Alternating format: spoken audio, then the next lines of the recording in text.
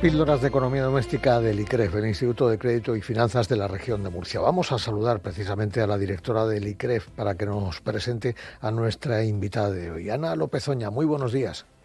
Buenos días, Alberto, ¿qué tal? Pues encantado de teneros con nosotros porque estamos aquí con la libreta preparada para aprender, ya lo he anunciado antes en el sumario del programa, para aprender un poquito más sobre hipotecas. Pero preséntanos, por favor, Ana, a nuestra invitada de hoy.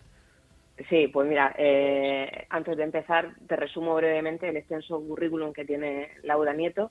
Es doctora en Administración y Dirección de Empresas, investigadora, docente en la UCAM desde el año 2017 en diferentes grados y máster, ha publicado varios libros, numerosos artículos científicos, todo esto entre otras muchas cosas, ¿no?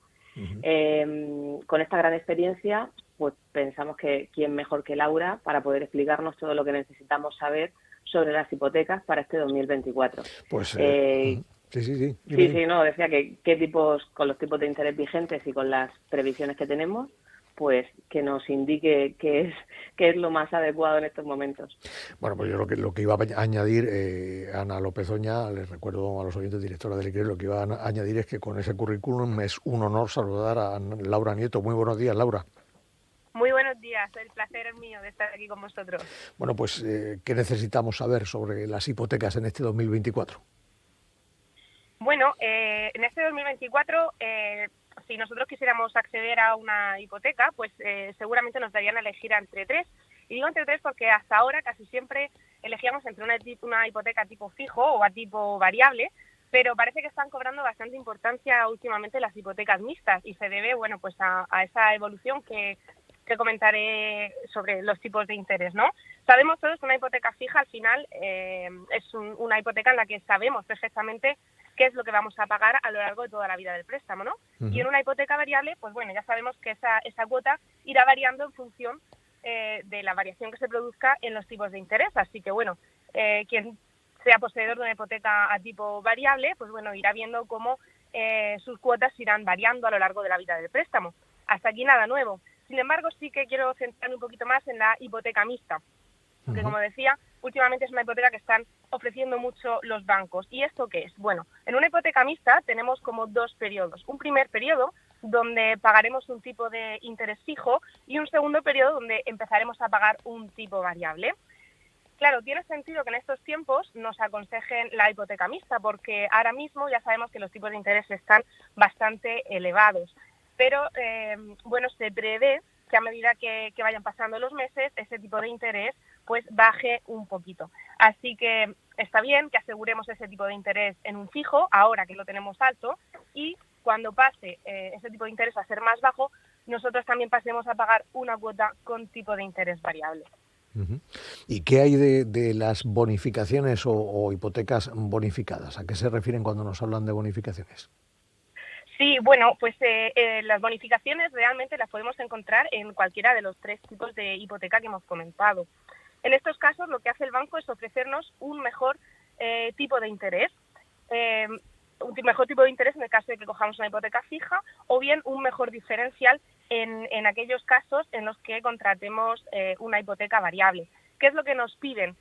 Pues contratar con ellos productos adicionales, no solamente el préstamo, sino, por ejemplo, pues un plan de pensiones, un seguro, ¿vale? Es decir, cualquier otro producto que ellos ofrezcan. Con eso lo que hacen es asegurar una mayor vinculación del cliente al banco y a cambio ellos nos hacen que la hipoteca nos salga un poquito más barata, nos bonifican ese tipo de interés. En el caso de las hipotecas mixtas que comentaba antes, nos van a bonificar ambos periodos, tanto el tipo de interés fijo que pagaremos en los primeros años como el diferencial que pagaremos cuando pasemos a tipo de interés variable en ese segundo periodo que comentábamos antes. El Euribor es lo que realmente va a marcar el tipo de interés de un préstamo hipotecario. ¿Cuál es la previsión de su evolución en este 2024?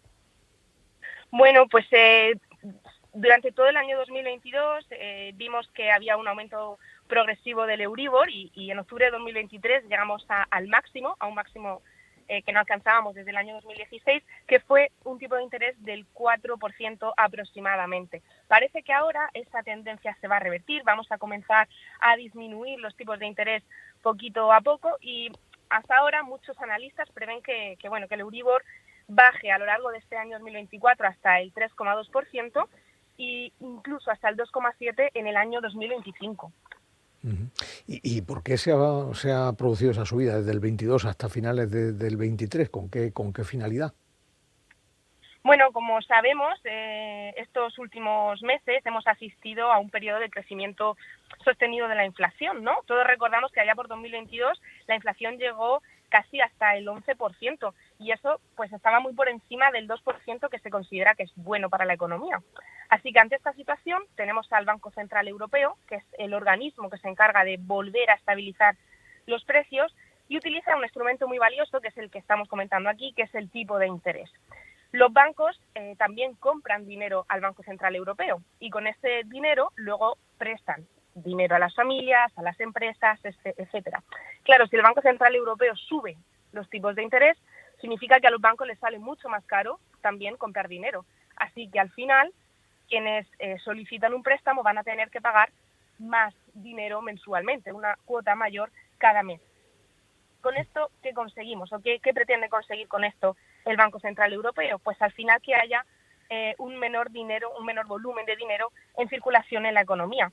Quienes tienen una hipoteca variable, pues tendrán que pagar una cuota mayor y por lo tanto tendrán menos dinero disponible para consumir mensualmente. Al subir los tipos de interés el Banco Central Europeo, pues también tenemos que quienes iban a solicitar un préstamo, por ejemplo, para hacer una reforma o comprar un coche, pues no lo harán. Probablemente se esperen a que esos tipos de interés vuelvan a relajarse.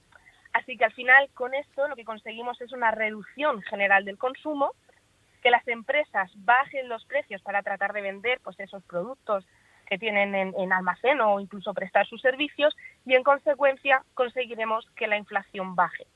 Sin embargo, esta secuencia que yo acabo de explicar tiene que tener un límite, claro. Si no, las empresas al final no ingresarían lo suficiente como para poder cubrir sus costes, tendrían que despedir trabajadores o cerrar la empresa, y al final eso redundaría en un aumento del paro y empobrecimiento de la economía.